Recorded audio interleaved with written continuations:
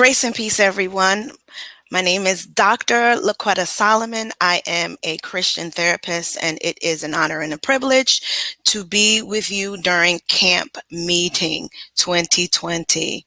Listen, I want to take a little time with you this time with you this today to really talk about something that's really near and dear to my heart, and that's basically mental health and the Black church.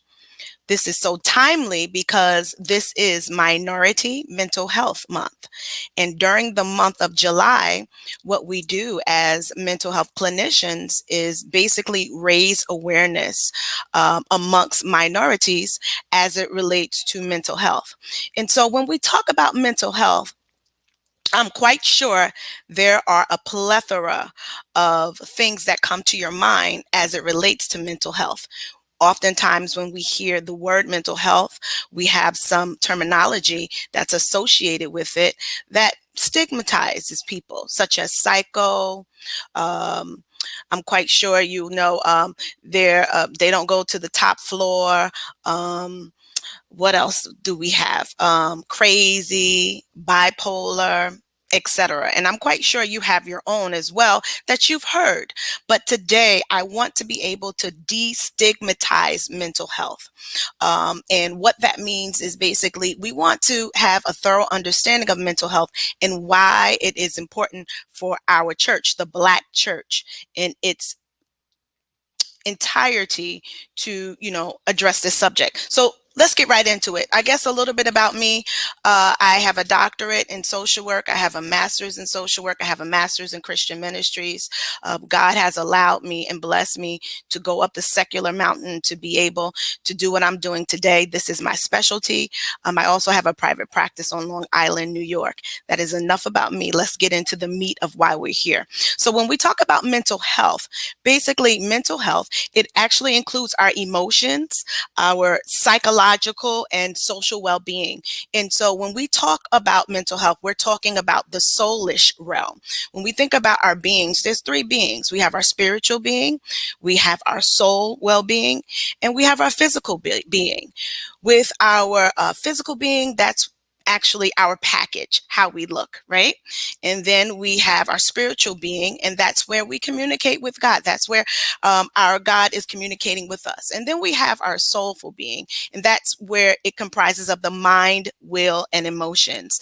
And the mind, will, and emotions are located in your soul, okay? And this soul is responsible for how we think, feel, and act. And the soul, our mind, our will, and emotions, it also has a lot to do with how we handle stress and how we relate to others. So why this is important, I'm quite sure in the news you've heard a lot of information about mental health.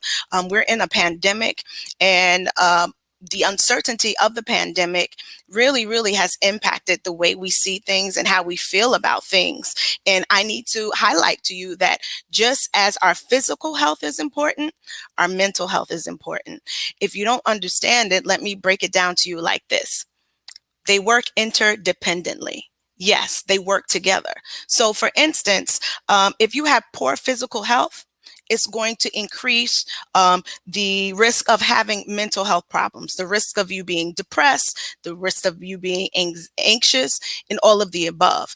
And also, if you have poor mental health, it really is going to affect your physical health. Did you not know that when you're anxious, when you're depressed, it actually really impacts your body? It will cause inflammation in your body. Yes, that is how important it is as it relates to understanding it. So when we're talking about mental health, we're talking about the brain. Just as the heart and the lungs and the liver are organs, and when they are under attack, that's when we have physical illness. The brain is just as important. And in the brain, that's responsible for how we think, how we feel, and how we actually process things. The brain can get sick just like any other organ. Again, the brain can get sick just like any other organ. Let me explain something to you. 1 in 4 Americans actually suffer from some kind of mental illness. So when we talk about mental illness, we're talking about the functioning of the brain getting sick, and it impacts the way we think, we feel, and how we interact. How does that happen? Oftentimes we go through things, including trauma, including things that we have not expected, and it's hard for us to process. And as a result of that, we begin to feel these different feelings, and if we don't talk about it, it could really, really weigh you down. Okay, we are at the Black church. We have a mandate. You know why? Because literature actually suggests that African Americans are much more likely to rely on their faith as a mechanism for dealing with depression and anxiety than any other minority. I'm going to say that again. In our communities, we rely more on our faith than any other way to deal with what's going on. That's what I love about us. We have our own coping mechanisms. We know how to use prayer, praise, and worship to fight, right? And so because of that, it is so important that we understand the need to deal with mental health, the need to deal with going to seek treatment if you feel that it gets to a point that you cannot function or you cannot control different thoughts, different feelings that you have that are negative. There is a statistic by the United States Department of Health and Human Services, the Office of Minority Health, and it says statistically that African Americans have higher rates of mental illness and mental issues than any other minority. Let that sit for you for a couple of seconds. Okay, let me give you another one. Also, African Americans are 10% more likely to experience serious psychological distress. Yes, the statistics that I read, these are statistics that actually were computed by different organizations. And this is why it is so important for us as a Black church to understand and address mental health. All right. In 2017, it was reported that suicide was the second leading cause amongst African Americans between the ages of 15 and 24. Again, suicide in 2017, actually, it was a report that suicide was the second leading cause of death among African Americans between the ages of 15 and 24. And so this is a really serious matter.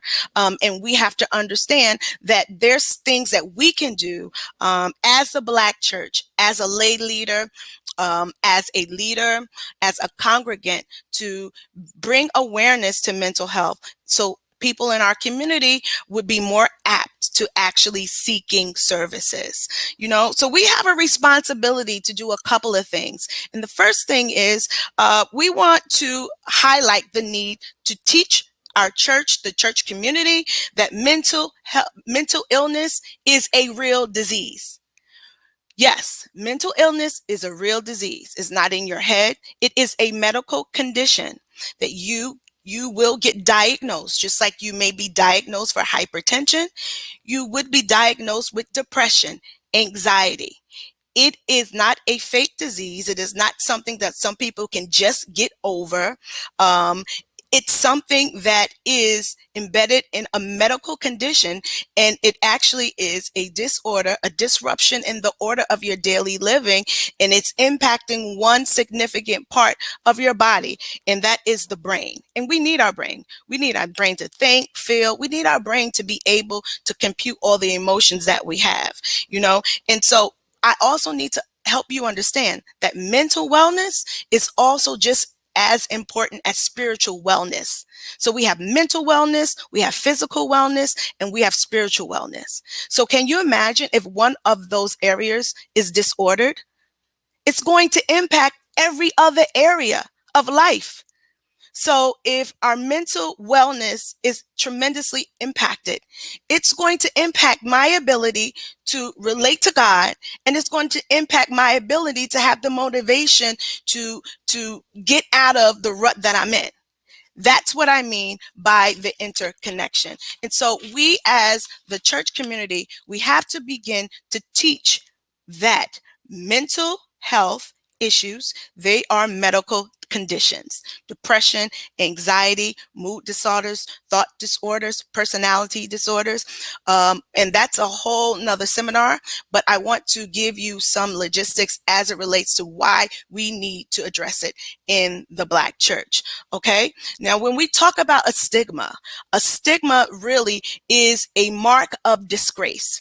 So if we stigmatize mental health and conceptualize it as a mark of disgrace, 9 times out of 10, people will not get the help that they need. Because oftentimes we have heard that mental wellness, mental illness has come upon you because you're not praying enough, because you have a demon, because you have this, because we don't understand that the brain is an organ that can get sick. Now, there are different implications there's portals that can be opened up spiritually when mentally you don't take care of yourself. Okay. And so we understand that connection, but we also need to understand that this is a medical condition. Okay. So we talked about teaching. Number 2, we need to begin to reframe our thinking. Okay. And what do I mean by that? We as a church need to understand that we need to address mental health, right? How do we do that? We can support people who have mental health issues. You know what? You can have Jesus and a therapist. Prayer and therapy does coexist. It's not separate. It's interdependent. And so we have to reframe our thinking as it relates to mental health, as it relates to mental wellness, and encourage our parishioners, our congregants, our leaders to promote mental awareness, mental health awareness. It is very, very important. Okay. We have to also understand, as we talk about reframing, that you can have faith and oftentimes take medication. Okay.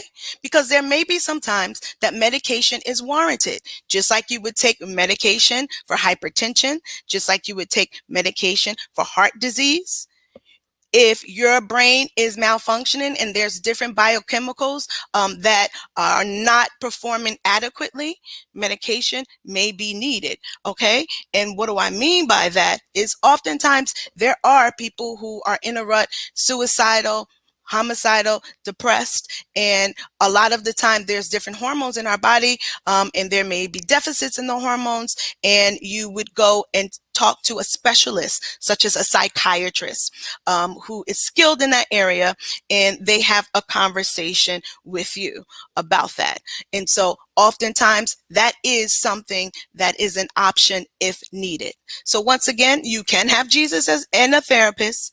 Prayer and therapy can coexist. And just like we believe God for physical healing, we can believe God for mental healing and still take our medication, just like we would do for physical healing. Okay. Now, we talked about teaching. We talked about reframing, because we have to change the narrative.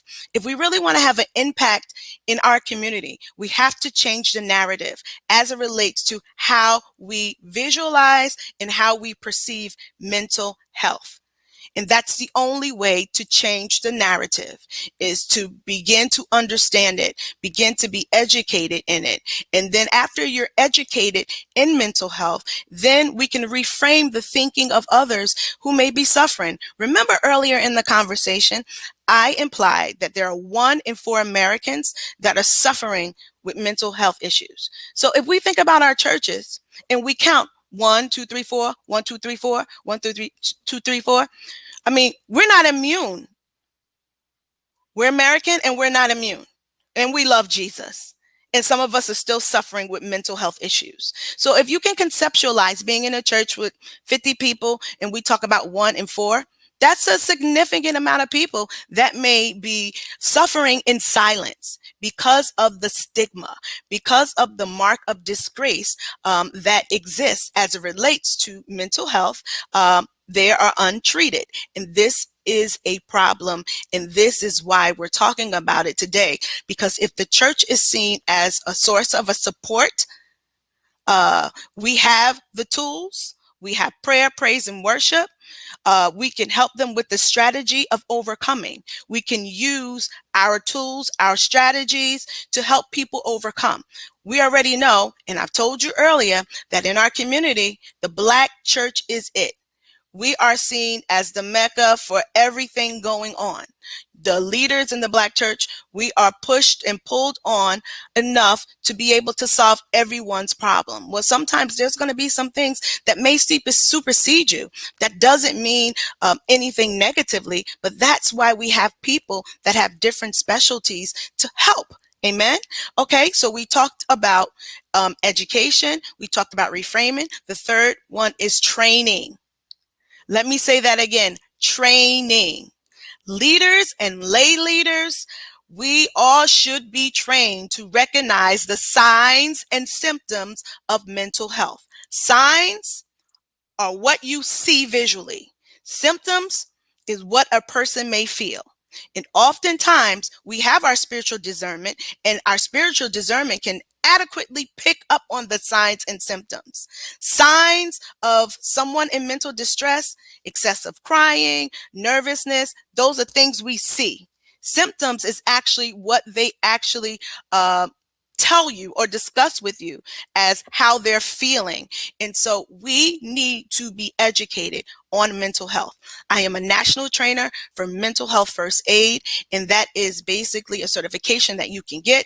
It gives you how to actually interact with persons who are in distress. And I know Dr. Stacia, she's also part of our organization, and she is in Pennsylvania, I think. And she also specializes in this. So we don't have an excuse. We have the tools. We have the people, and we're Holy Ghost filled. We love the Lord, but God allowed us to go up this secular mountain to get the information and bring it back. Okay. And so we have to understand, just like we're spiritual counselors, we should be able to identify. Okay. We should be able to identify. We should be able to identify when someone's suicidal and be trained. If someone's suicidal, yeah, we're going to pray with them. We're going to lift them up, but we're not going to send them home without any resources. We work hand in hand. Mind, body, spirit, hand in hand. All right. And the last component is bridging the gap. Listen, I am an example that there are clinicians out here that are faith-based. And I guarantee you there is a plethora of mental health professionals that are faith-based. It is okay to establish collaborations and partnerships with entities to help you bridge the gap when it's no longer edifying to the congregant at your level, and they may need a higher level of intensity. Okay. And there are several mental health professionals that love the Lord, as I said, Holy Ghost filled, fire baptized, speaking in tongues. And we also know how to intervene with them. And so you have to understand, we need to teach, we need to reframe, we need to train, and we need to collaborate and partner. All right. And that helps to bridge the gap. And it does help health providers that understand faith and how we can use prayer, praise, and worship as tools. I can speak for myself, and I know Dr. Stacia as well. Prayer, praise, worship is a part of the regimen when people come to see me. I know the tools that they use. We stratify it to help them overcome. Okay. And so again, that does mean you can have Jesus and a therapist, because we're helping them to use the tools and the strengths that they have to actually overcome. Lastly, I just want to say to you that mental health is not new. If you look through the Bible, There were various biblical characters that actually suffered from mental health issues. You can think of King Saul, you can think of Elijah, you can think of Jonah, you can think of Job, Moses, Jeremiah, the weeping prophet. If you go and start reading some of the characteristics of these Bible characters, and I just named a few, you will understand that this is not new. This is not new. This has been around forever. But now, as we get ready to enter into the post-pandemic world, statistically, we've already been told, mental health professions, that the next pandemic will be mental health. I'm going to say that again. The next pandemic will be mental health. The reason being, this has been a traumatic event for all of us. And people who don't have the coping skills, who don't know the Lord, who don't understand how to deal with the loss of loved ones, grief, bereavement, depression, anxiety, they're going to be tremendously impacted. And guess where they're running to? The church. So we have to be equipped for battle. We have to be knowledgeable as it relates to how to help those who are in need. And so, yes, you will see after this pandemic, and it's starting already, the next pandemic is mental health, and drug and alcohol issues is on the rise. And so we need to be very, very aware how we can help. We have people who can help establish trauma-informed ministries in your church. Basically, a big word, but this just stems to mean that understanding how trauma impacts the mind and how the mind impacts the behavior.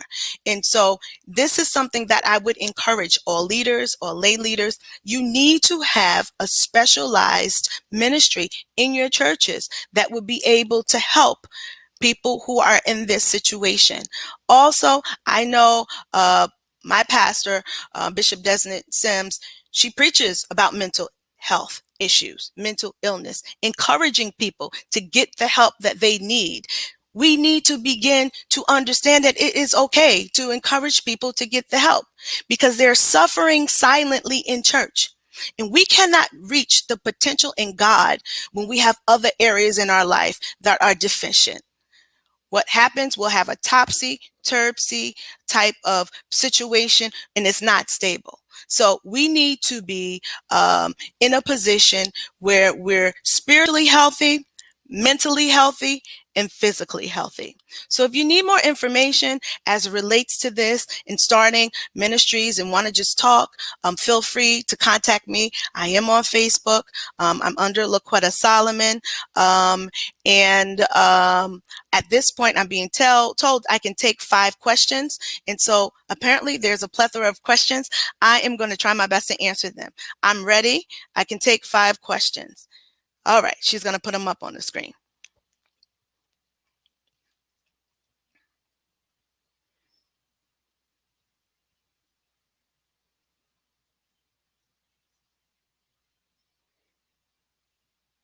I'm not sure if you put them up yet. Oh, okay. We have so many pastors committing suicide today. How can we help our church with the head when the head is sick itself? Absolutely. And that is an example of, leave that up there.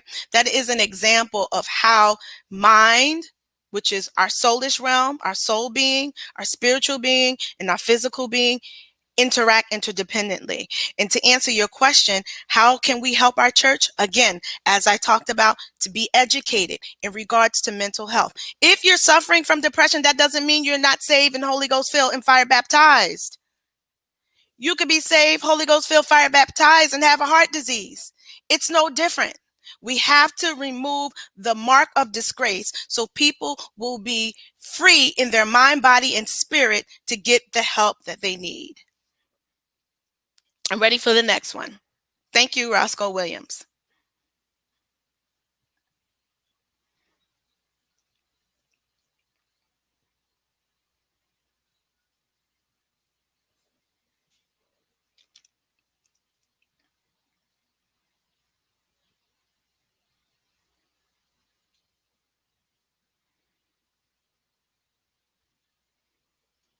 Okay. So as I discussed with you, hopefully I did a good job of bringing awareness of mental health and the need to address it. This is a topic that you will continuously hear about. You will hear about in the news. I hope you make the connection even with people who are losing their jobs, losing their loved ones, grieving.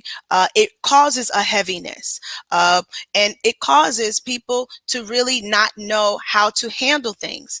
It's okay to not know how to handle things. And as a result of that, that's why we work together to accomplish what we need to accomplish so you can be a better you.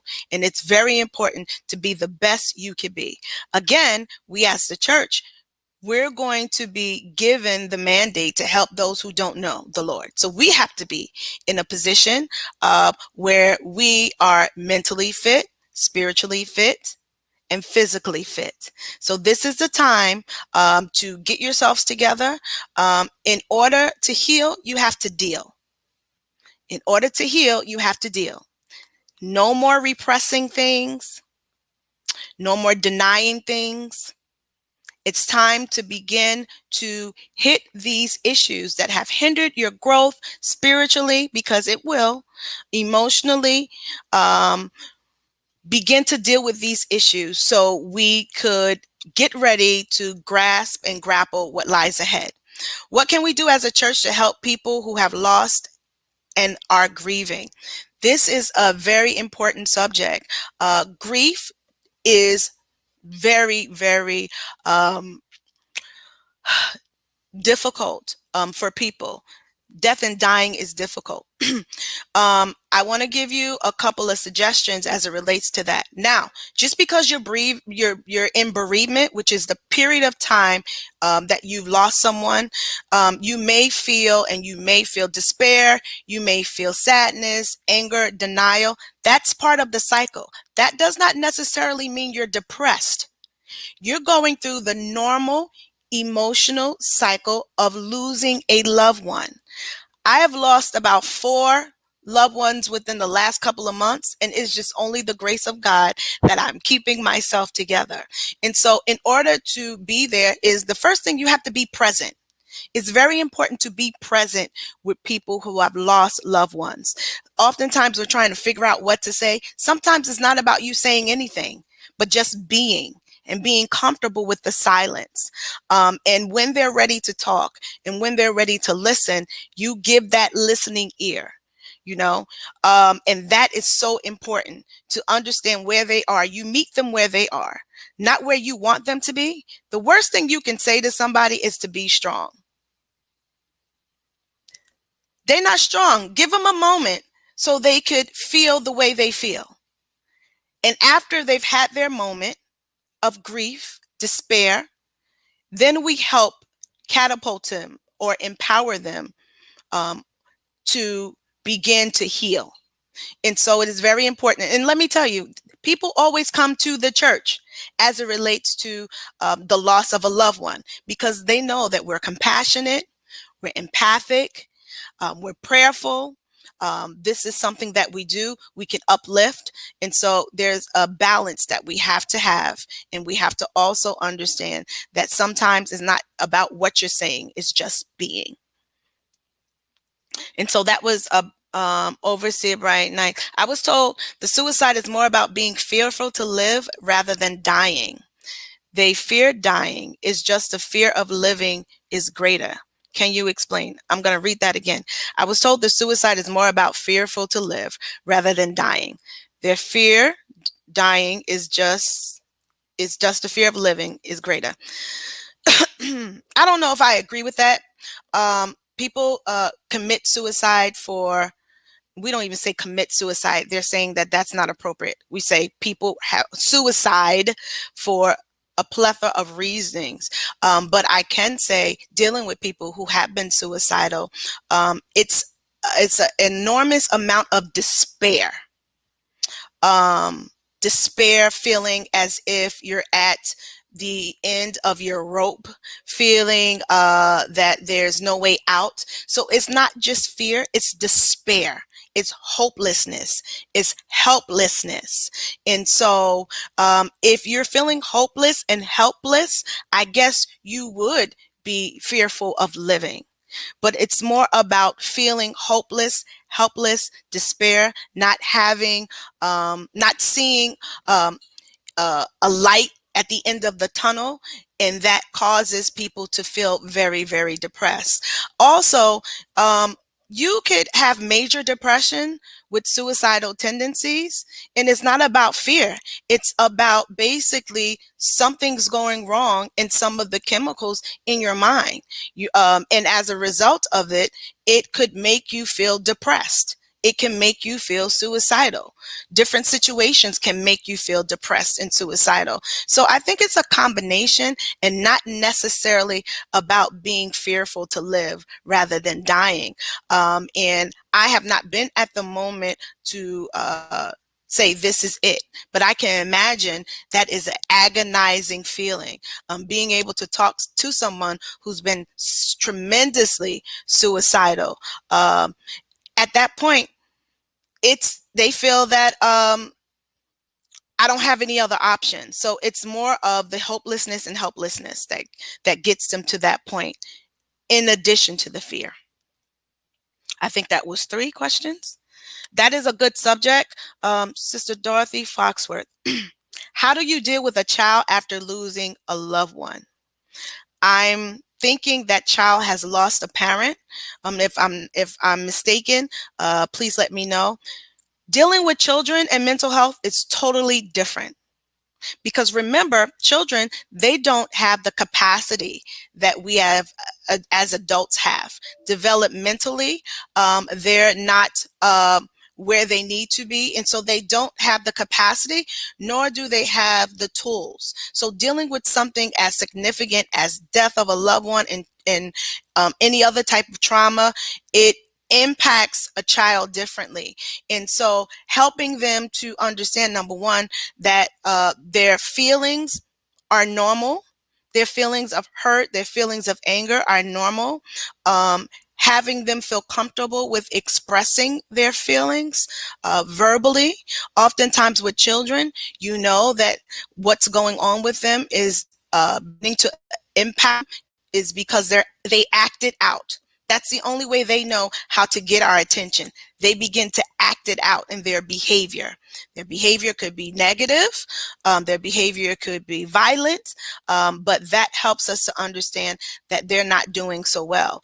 And so with dealing with a child who lost a loved one, you probably will have to get some help for that child as well, because again, we're coming to them in a matter of having the tools and having the maturity that we have. And oftentimes we subconsciously think that they're where we are, and they're not. And so you have to deal with them differently. But what you can do to support the process of their healing is to listen and allow them to emote, allow them to express their feelings. Another thing, we are not as a people comfortable with expressing emotions. I'm going to say that again. We as a people, we're not very comfortable with expressing emotions and being vulnerable. And maybe that is a reason why mental health may be stigmatized in the African American community. Because if we take it all the way back to slavery, even when we were going through what we were going through, we had to keep it together and act like we're strong, right? And so, don't let them see you sweat. What goes on in this house stays in this house. Why are you crying? Man up, woman up, be strong, And so as a result of that type of thinking has transcended into how we actually are today. And again, uncomfortability comes with people showing emotions and expressing emotions because that means you're becoming vulnerable to be hurt, vulnerable to be misunderstood. And it's very important that we change that dynamic, that we change that narrative and begin to allow our children to express their emotions and their feelings in a healthy manner to help them through them and walk them through that process? So that is a very, very good question. And depending on the age of the child, it may be different. Depending if they're from 5 to 12 or they're going into the teenage life, you're going to have to use different tactics to be able to engage with them. But most importantly, it is very, very important that you allow them to express their feelings and be comfortable in expressing their feelings, and not non-verbally say, don't express your feelings, but I want to hear your feelings. And so we have to allow them to begin to express their feelings.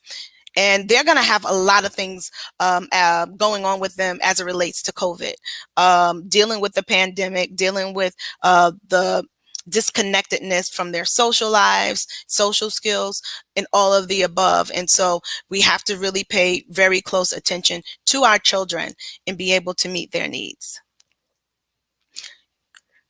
Sister Hicks, as a youth leader, how can we be a resource for our youth dealing with mental illness? Very good, Sister Hicks. As I said earlier, training, we have to be educated, number one. Once we're educated in how to help people, we can be a resource. But training and understanding that there is a difference in supportive help and counseling. Understanding when it's out of your scope and you need to bring somebody in, or it's something you can handle on your own. I would suggest that every leader, every lay leader, be trained in mental health first aid. I'm going to say that again. Mental health first aid. It's the same concept as regular first aid. However, you are taught how to identify signs and symptoms of mental illness, distress.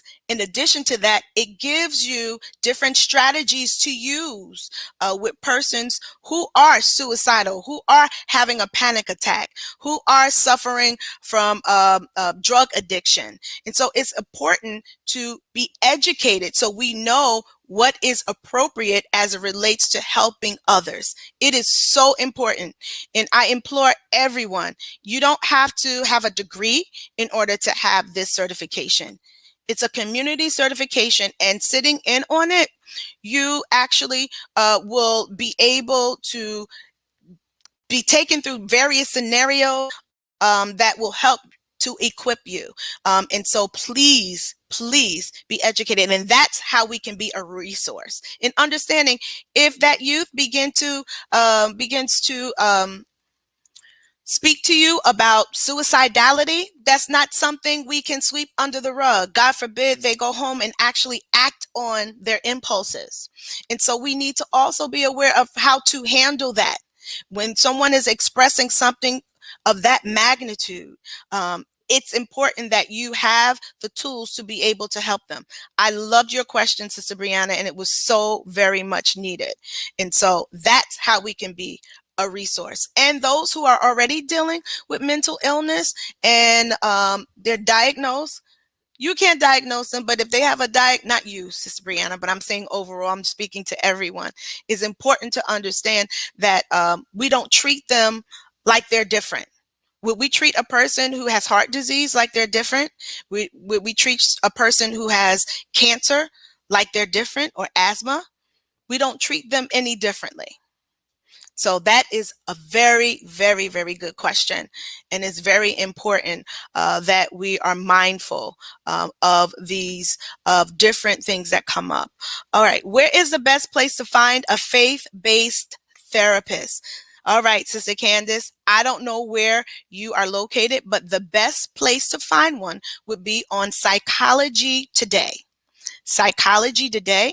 Psychology Today actually is a directory of all mental health professionals, from therapists, psychologists, psychiatrists, nurse practitioners that specialize in counseling. And what you can do is you can filter it in such a way that you could look for faith-based counseling. You can stratify it to give you only African Americans who are in faith-based counseling. You can stratify it to say what area you're looking for. So Psychology Today, That is the best way, and word of mouth. Um, and so it's very important. And make sure they're licensed. We have licensed clinical social workers, which I am. We have psychologists. We have medical doctors. We have nurse practitioners. You want to make sure they're licensed. Licensed. Yeah. Make sure they're licensed. It's so important that you understand their licensure to be able to help you and to be, for them to be equipped in a manner that you feel would serve your need. So that is very, very awesome. I think we're going to take a couple of more. How does one explain to the younger ages what this pandemic is and why it is affecting so many people and keeping them out of school? That question is a good question, but it is contingent on the age of the child. Because with a child who's in elementary school, first of all, we have to be honest. That's number one. We have to be honest. And what I mean by that is we all know that this is a situation that is affecting people's health. And in order to stay healthy, we have to do certain things. That's something with the elementary level, but also with teenagers, you invite them with you to watch not fake news, news that is credible, and begin to process and walk them through it.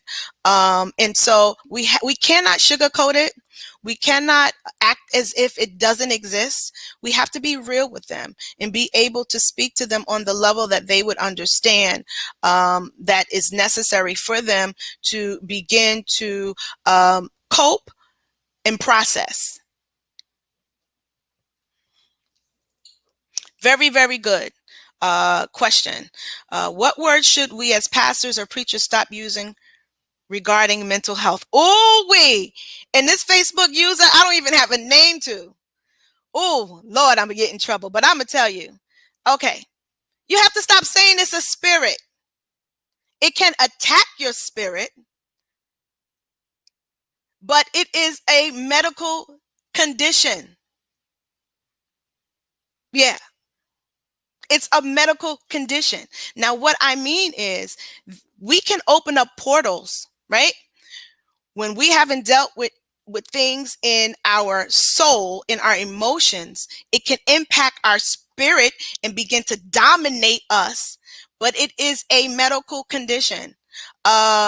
We have to stop calling everybody bipolar.